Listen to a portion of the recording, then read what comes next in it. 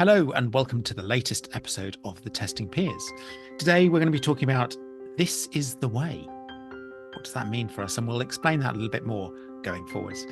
So we have the semi-permanent at the moment, Dermot, as a guest co-host. Hello, I've become part of the furniture around here. Nobody's noticed when they close the door that I'm still here, so hi. You're welcome. We also have Sanne. Hi everyone, it's good to be back. Not as frequent a guest that I'm part of the furniture, but I feel at home, feel welcome. And then we have two who are really regular and part of the furniture. We have Chris. Hey! And myself, David. We are continued to be sponsored by Saffron QA, and Dermot will read the sponsor message. Saffron QA continue to be our sponsor, and they are also here to support the testing community. Therefore, should any of our listeners be in the market for a new job in testing or hiring new talent for your team, please reach out to Ben. He can be contacted via email at ben@saffronqa.co.uk. Fantastic. I don't think I've ever heard it delivered so well. So thank you. And as is usual with our podcast episode, we now go to banter. And take it away, Sanne. All right, so my banter question for you lads is, have you recently tried any really new to you recipes or restaurants? And how did that go? So yes, the latest recipe that we used, we like a pulled pork. We found a new pulled pork recipe which had chipotle paste in it and various spices and slow cooked for, I think it was 6 hours, and it was just beautiful. It was really tasty. We marinated it for 12 hours beforehand and then cooked it for 8, and it was just beautiful. I do like a slow cooked meat. And did you literally put that into a slow cooker, or was that oven based? That was slow cook. Well, we tried it a couple of times. We tried it in the oven, and then we've now resorted to the slow cooker, and it does it just as well in the slow cooker. So the secret's usually in the marinade. So was that like a family recipe, or did you? No, we found it in a recipe book. So yes, Ah, but it was really, really nice. that sounds absolutely awesome. How about anyone else? Dermot, you look like you've got some thoughts there, but they also look like they're still percolating. Yeah, I haven't been doing much cooking due to various reasons for the last while. Starting to, become very eager to get back to the old cooking and food prep. Well, special restaurants were an option to answer the question Yeah. too. So that's what I was thinking. One thing that's been off limits since I've had to stay clear of gluten, basically since the get-go, was fish and chips. Pretty nigh on impossible to find anybody who makes a batter that is gluten without any gluten. Yeah. Exactly. But in the last 2 months, I've found two restaurants that do gluten-free batter. So I've had the glory once again of having a really nice battered cod and chips. Fish and Brilliant. chip. Wow. That sounds really good, actually. I'd miss that if it wasn't on the table. Like anything in batter, like paneer and all that, that is a big hit. Yeah. Definitely. Absolutely. Chris, how about you? Any culinary delights lately? Yeah, well, I haven't been particularly exploratory with my food intake much of late. However, not so long ago, only last month, we went to the National Lido of Wales, near to where I live, and the weather was atrocious because, I live in Wales. So we ended up departing early and going to the cafe, and there they serve a variety of waffles with some interesting topics. And I decided to go for the waffle that came with barbecue sauce, mozzarella cheese, and pepperoni. Oh, like a savory waffle. I did not expect the conversation to go there. A pizza waffle. And yes, it was a lot. It was incredibly rich, but it was delicious. Were I to see it again in 6 to 18 months' time when I've recovered, I will probably eat it again because it was very, very delicious, but very dense, very heavy. And I don't know if my heart's quite got back down to the old levels it was. Yeah, because I know the concept of a savory pancake, like with bacon and stuff on This it. was like a good sort of inch A thick waffle, waffle with deep like wells for like barbecue. Belgian waffle type. Yeah, it was not small. It was a lot. It was nice at the time. It was a good sort of recovery food from the very cold weather that we had just endured. So it's a good reward. But I won't be doing it again soon. What about yourself, Santa? I think the restaurant I was at, I was in Zurich for a conference, and we went to kind of like a beer garden that also had good pizza.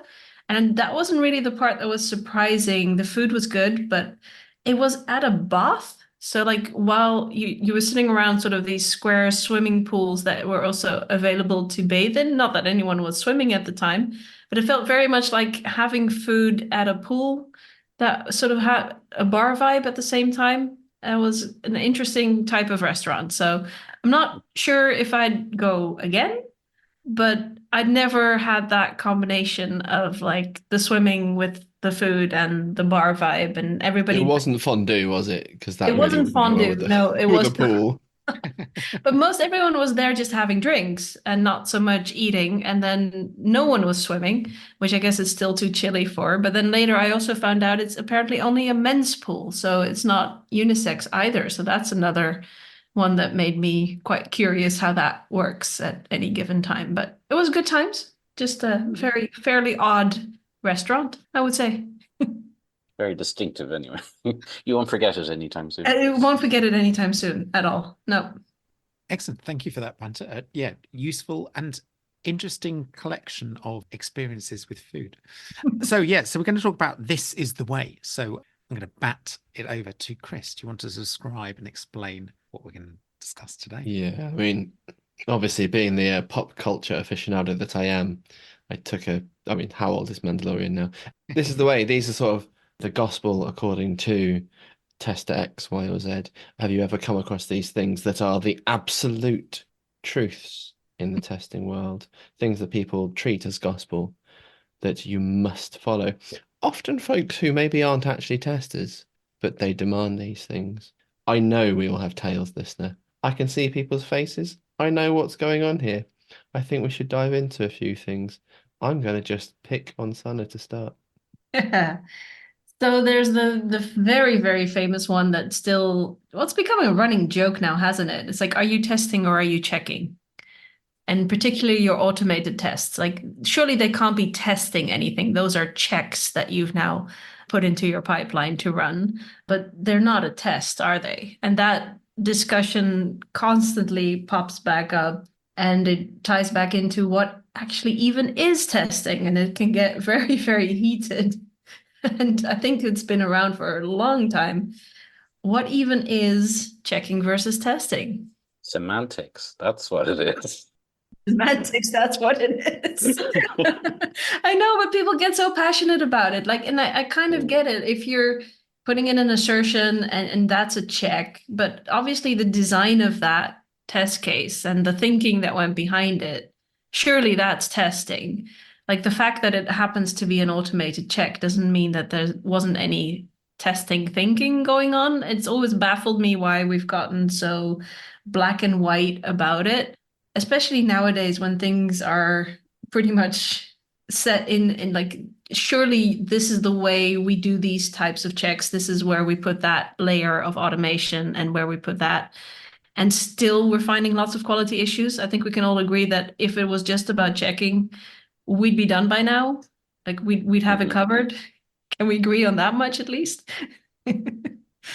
Yeah, and like the value of automated testing, as you said, a human wrote it. A human ideally applied test thinking to the creation of the test. It continues to have value in the information that it returns, even if it becomes less exploratory, and even if the results become slightly more predictable over time. It still gives you an impression of the software that's being tested. So it's, again, semantics. The testing mindset is about acquiring knowledge. I still think we also lost something in that debate, because one of my pet peeves that still pops up constantly is not noting or jotting down somewhere what your check is intended to be testing. So you'll get an assertion that like this should be true, and then it's false, and then it's like, okay, but now the test has failed. But what was the intention of that? I now know it's failed, but I nowhere have any documentation on what the intention of that check was. So now I've got my red tests, but I still have no idea what we'd actually designed the thing for. So I think there is still a lot of that idea that as long as you document the check properly, you've also told us what your intention was with the testing. And that is such a thing of mine, is like, please, at some point, jot down, I don't know, a mind map or a note, or put a comment in, this needs to be true because, and that way I know that this thing works. And that's what this check is verifying. Yeah. That's still so missing. Well documented code should be across the board telling me what it is and its rationale and its purpose. That would be great. On the testing teching thing, I think for the right audience, in a way to try and explain value and sort of the breadth of what we're doing, it can be really useful as a heuristic, a tool to explain to people what there's a difference. It's not like somebody writes a bunch of test cases, we automate them, job done. There is a lot more, and I think if the story can be told well and it can be given with the right context, then it can be a useful tool. Context. Oh, absolutely, I've got to throw it in.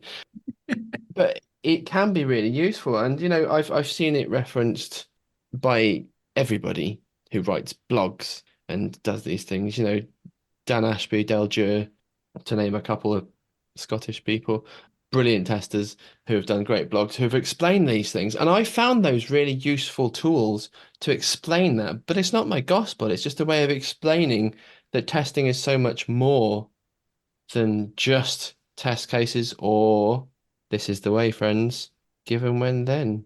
I think it's also had its moment in time, and that's why it's become part of our lexicon. Like that, you mentioned context, but it is the context-driven school of testing that had that discussion about the value of automation versus testing. And that's where it was born out of. And I'm very, very glad that currently it's more of a running joke. Like, oh, let's not start that discussion on testing and checking again. Because I think pretty much everyone by now is at the point where they're like, yeah, obviously those two are not the same thing.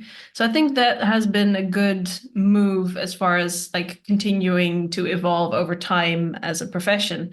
We're not having that discussion anymore, at least not in the communities that I'm a part of. And I think that's in great part to these wonderful blogs and books that have been written to kind of make that clear that what we do is so much more. Like every discussion, whether it's a weighty discussion or a minor discussion along the way that gains some traction, they're building blocks towards whatever state of knowledge, the state of the art of software testing that we're working towards. A software test singularity, for want of a better terminology. It improves people's understanding. They're never perfect. No. They're just part of a toolkit of rational thinking about what exactly is it that we're doing. It might be this, or, you might kind of look at it and say, well, that's not applicable because X, Y, and Z. And it just gets you towards an understanding of, well, critically, the software at hand, but just the practice in general. Do you think that people still think that? I know that you were saying that the conversation has changed and people sort of laugh about it. Do you think that non-testers still think that testing is checking? I mean, let's face it, every workplace you go into, you might end up having people that telling you the truth about what you need to be doing, whether it's documentation or whether it's particular models such as triangles and things in those sessions. And you're thinking, wow, I didn't know people were still addressing those things so explicitly, so rigidly in the 2020s. But still, I was saying before we jumped this call, I was asked to explain the V model in an interview not that long ago, because that's how an academic spin out wanted to apply these things, because they'd only read in academic circles, this is testing needs to be applied in software development.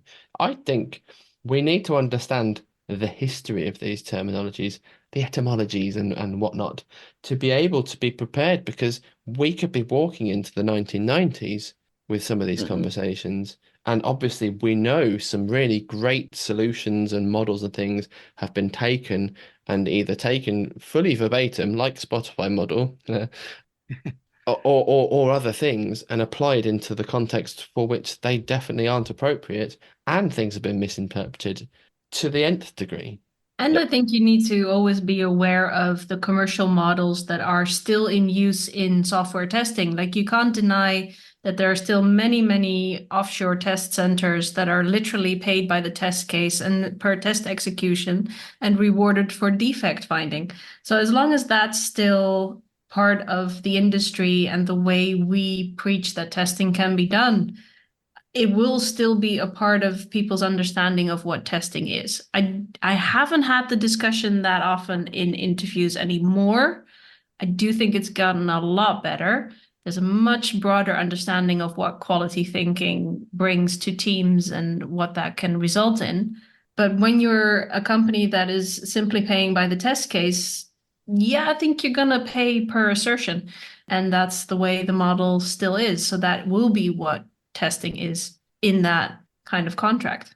I think also it depends on the company. I think it depends on how forward thinking and the expectations of the engineers that are part of that company. Sometimes they bring with them their own history and their own biases as to what they understand testing to be. And so therefore they will try and look for their test engineer in the image of what they expect it to be. So they will ask questions about the testing pyramid or the V model because that's their history. If we're interviewed by other testers, then you would expect hopefully a far more broad and open-minded discussion. Mm-hmm. Well, yes and no, because I've had a discussion in an interview about the agile testing quadrants as much as I've had discussions on the testing pyramid. Because once you're interviewed by testers, the other thing comes in is that a lot of them have strong opinions again about the models that we use, and will then also be looking to get a different type of answer than, oh, this is what the V model is, this is what the testing pyramid is, and be able to tell that. They'll also want to know, and then how do you use it, or how have you implemented it? And I've had massive discussions on the agile test quadrants and the usefulness of that, particularly as those quadrants are mapped into whether or not to automate a test. So that was a very good interview for me. You got to deep dive into a thing. But then also, again, does that make the interview more useful than when you're talking to someone that doesn't have that experience?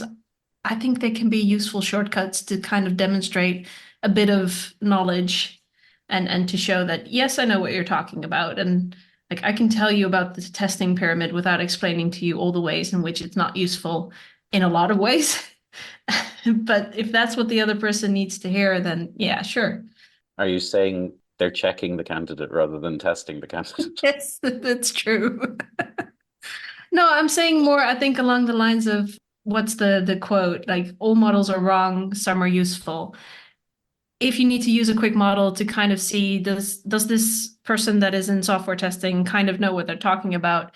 And you mention things like testing versus checking, like the testing pyramid, and you just get no response, and they don't know what you're on about, that's an immediate red flag. But also, knowing them doesn't demonstrate that you're a good tester either. So there's that. We've mentioned a couple of times what the testing pyramid is. For those listeners that don't know what it is, who would like to describe what the difficulty is with the testing pyramid? Oh, I think one of the funny things about it is we call it a pyramid, but it's actually a triangle. So it's a triangle where they say that the more granular your tests are, the more of them you should have. So if you've got code level tests, you should have more of them at a very broad base in the bottom of a pyramid. And then it should sort of taper towards a narrow top where that's your UI level or end user or end-to-end type testing should be there, with everything else in the middle. The reason that model is so criticized, well, I think I'll let someone else grab that one, but why is that model so wrong? Someone jump in on that. The different layers aren't necessarily applicable in all software. You could be talking about a system where you're integrating, where you have no domain over the lowest level possible testing, which could be done by a third party. You could be integrating third party software and not have any control over that. It doesn't express complexity. So the top level, end-to-end, high-level UI-based testing could be even more complex in some ways than the lowest level testing, which may be straightforward. So the kind of stratification becomes meaningless in certain circumstances. So, as you said, all models are useless, or all models are wrong. Some are useful.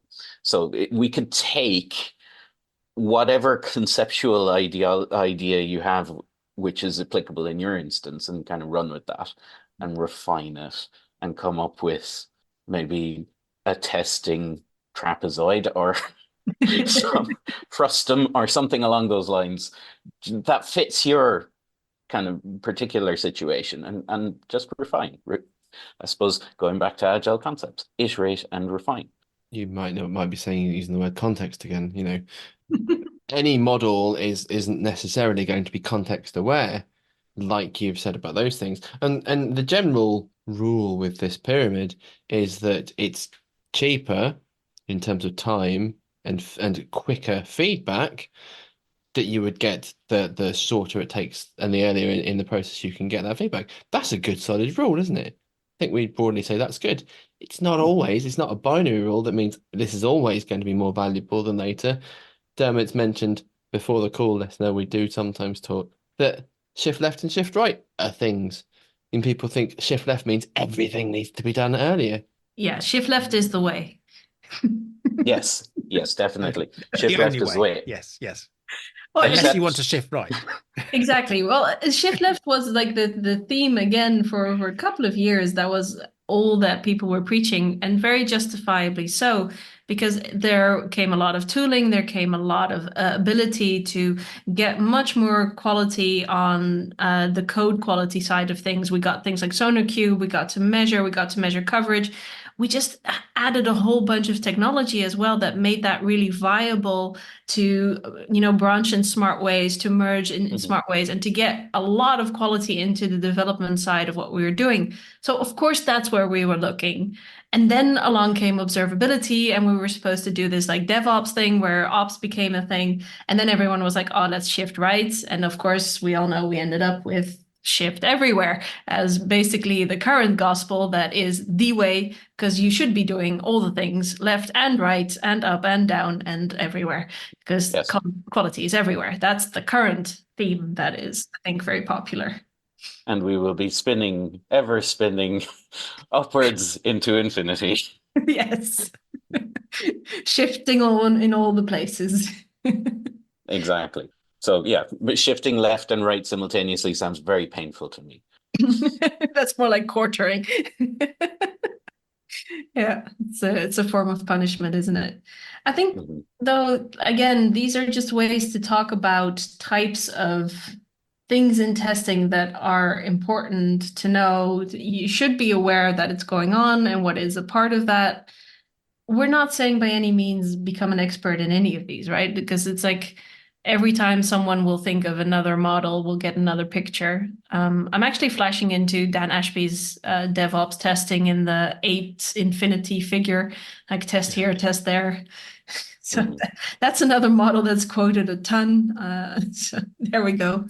It just keeps going on and on and on. And someone somewhere will make another great model, which we'll then use for another 5 to 10 odd years, and that'll be the way. And someone will write a good book or blog post about it, and we'll all pretend we all invented it, and we'll move on again. We're getting very philosophical here, because what we're coming down to is the idea that there is no universal model because there is no universal truth. Right. We're just getting these windows onto the truth of things and the true nature of a variety of human characteristics like satisfaction, understanding, conceptualization. I mean, they're all so intrinsically fuzzy and poorly understood in the abstract concept by philosophers for centuries. So who are we as software testers to get it right? We all love being in safe to fail environments. It's not mandatory to get it 100% right. And the thing is, though, we do love a label. We do, that everything we've described here is a discussion point because someone's labeled it. Yeah. So often when we do courses like IS2QB or whatever, we are given a plethora of, a glossary of terms. And actually, I know the terms in a different format for the context that I'm working in. Mm-hmm. So the way that things are described, like the testing period, like Agile, V model, are things that you can do part of, but you don't have to do all of it. And you don't have to do everything to the letter that, everything must be called the right thing because everything and everyone is different. And I think that's the difficulty sometimes with talking, exactly as Dermot sort of said, about the testing pyramid, is because the context is different. We're coming at from our experience from a different point of view because of the different levels. So we might be talking about a similar thing, but using our experience, and we might disagree with someone else because they're fixated about their image in their time. And so therefore it seems to sort of cause conflict, not because we're different, it's because our concepts are different and our understanding is different, but we sort of agree, which is actually what often we found as part of this podcast. We have had very little disagreements because actually, although now we've got co-hosts, lots of different experiences, but often there are so many similarities because we all understand that there are different contexts and we all want the same thing at the end of the day, which is better understanding. Mm-hmm. Yeah. It's exactly what this podcast embodies and the community around it, which is great. I do think we have a bit of an experience bias here, as in that we've all been in the industry for, decades. So been around a while. And when you do start out, and I see this in my young colleagues as well, you are given these models, you are given this training, you're told this is how you do a thing, this is how you automate a test, this is the way. And then you're thrown into your first job experiences. And indeed, you very quickly learn that is not how reality works. That is not certainly how your team works. But you've been told that a sprint is 2 weeks and that you should be able to get all the testing done on all your product backlog items in every sprint. And I don't think we mention enough that those taught models then engender stress. Because what we then don't teach people enough of is, look, if the model's not useful to you, pick another model and work according to that. And here's a few I can maybe show you that may be more useful to you at this moment in the team you're in. And instead, we just keep hammering on, well, this is the way it should be. And we get these really, really stressed individuals being like, well, my team does Agile and it's never the way it should be. And we're supposed to get all our test automation done, but we're always doing it all in the last sprint every 6 weeks. And we're spending 2 weeks on automation instead of doing it every 2 weeks and getting that stuff done. And it's a lot stressful. And then at some point towards the 5 to 10 year mark of people, getting used to this industry, they're like, yeah, no, that's just the way things are. And that's equally harmful because it's not the way it should be necessarily. So then you get to this sort of, well, let's just accept it that this is the way. And they're both so damaging. So I think there's a bit of both. Like, can be useful in the beginning, but then also very quickly, a lot of the models are wrong for the place where you'll be working. And to help people see that as well, I wish we could develop a model for that. Like Teaching pragmatism is pretty difficult though, isn't it? Because we are raised with this is right and this is wrong. And if you get it right, you get your grades. And if you get it wrong, we're raised in binaries. We're raised that checking the right and wrong, all those things. We're taught that's how things are taught. And the real world isn't a careful balance of binaries, noughts and ones, and that's it. That there is a world in between in which we all exist. Yeah. And the right thing in one place is the wrong thing in another place.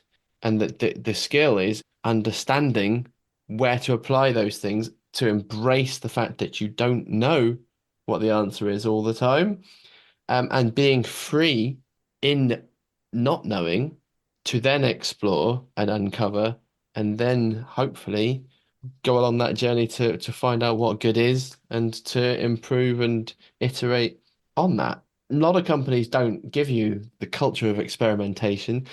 Many companies, some of us have worked for tool vendors, sell best practice. This is the way. But it's not really the way. But it's hard to sell something that is often perceived as wishy-washy and hard to measure with people, isn't it? Yeah.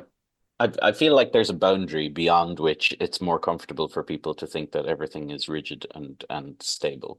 Yeah, I've taken a quick Google at it. It turns out there are models for pragmatism too. So maybe we can look into those at some point as well.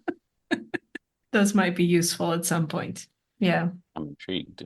But yeah, like external voices, people who aren't maybe directly focused on the practice of testing or even the practice of development, the things that they're managing or the things that they're observing, for there to be a beginning and an end and a middle and quantifiable input and a quantifiable outcome, and for predictability based on what happened before, and for there not to be so many variables that have to be taken into consideration. Real world ain't like that. Yeah, and adding on to that, I think, do not feel like you shouldn't use whatever is the current trend in terms of pyramids or V models or what are the latest shapes, infinity symbols, whatever the latest models are, they are frequently useful as a communication tool, as a thinking tool. There's still some value to be found in them if you are in the right space.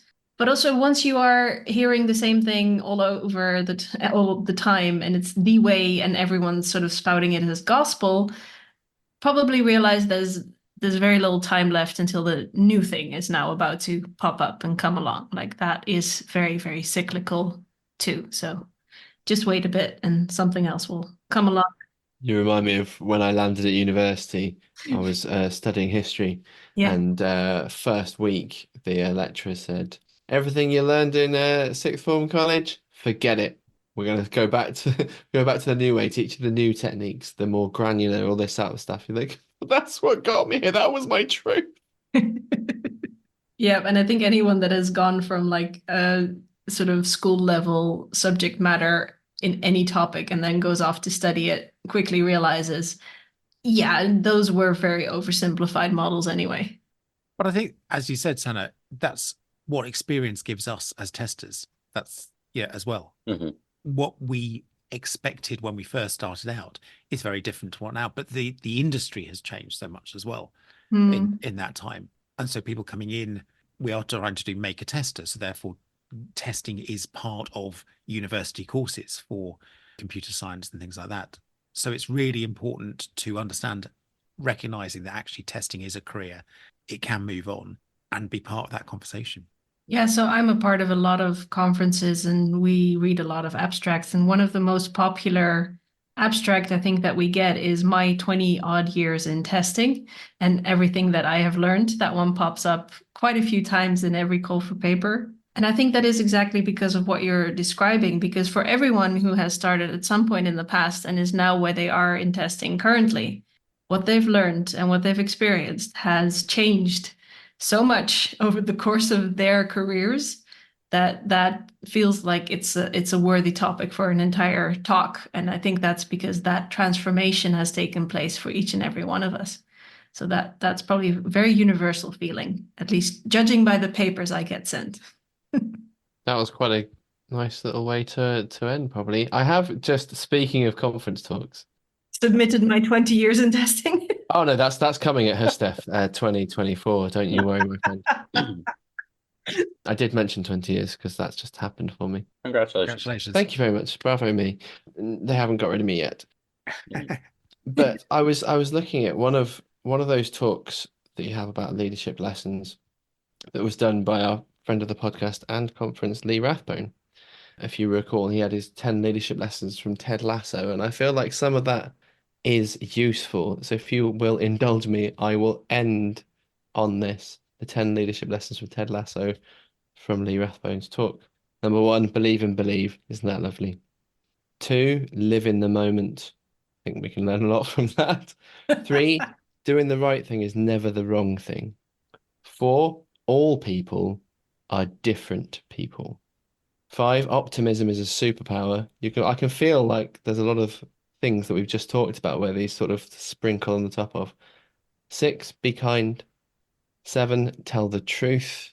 We haven't talked a lot about, like, we can say this is garbage, but why? Like, tell the truth, give experiences, useful stuff. 8, happiness is a choice. I mean, complex, right? 9, forgive first. And 10, see the good in others. I think some of those lessons are really applicable to this conversation. I do love Ted Lasso. I do love Lee Rathbone. It was a great, great conference talk. Yep. But once again, I'll go back on that and say, if any of those 10 are useful to you, great, use the model. If not, move along. Lessons learned, context.